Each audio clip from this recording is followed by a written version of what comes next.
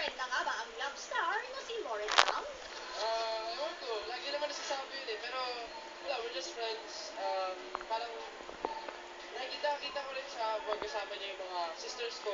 Kaugnay pa nito si Elmo rin daw ang itinuturong dahilan kung bakit lumipat ang young actress sa Kapuso Network.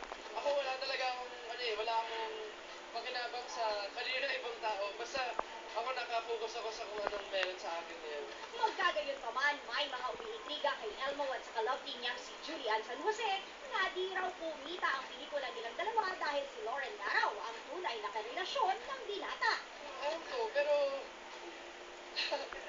wala lang. Parang, kami ni Julie, sobrang kami eh. Parang, in-enjoy lang namin yung company namin, yung kung ano yung ginagawa namin. Yun talaga yung nakita ng tao sa amin, yung chemistry namin ni Julie, kapag on-cam kami. Pero kapag off-cam naman, we're really close friends.